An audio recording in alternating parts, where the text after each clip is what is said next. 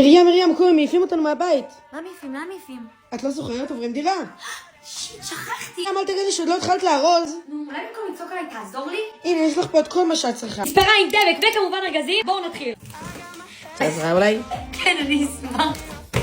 וואי, יש לי את זה,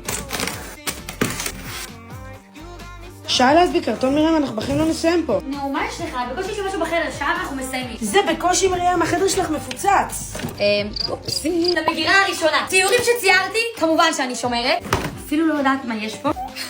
מלא דברים שקשורים לאנשי אהבה. נסגור את זה כאילו לא ראיתי. נשמור את זה פה. זה מלא ברכות שאתם כתבתם לי, כמובן שזה בא איתי. 100 סיבות ללמה האקס שלי אהב אותי. בוא נקרא דוגמה. so cute. את חברותי, כי מי לא אוהב אותה?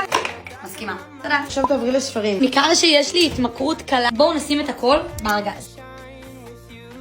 עכשיו אני עוברת למגירת היצירות. פשוט קניתי מקרמה וחשבתי שאני אעשה את זה לכיף שלי. יש לי את זה כבר שנתיים וזה לא קרה. האם אני אזרוק את זה? גם לא. וסיימנו. אבל מרים, מה עם שאר הדברים? איזה דברים? חלק 2 ממשיכים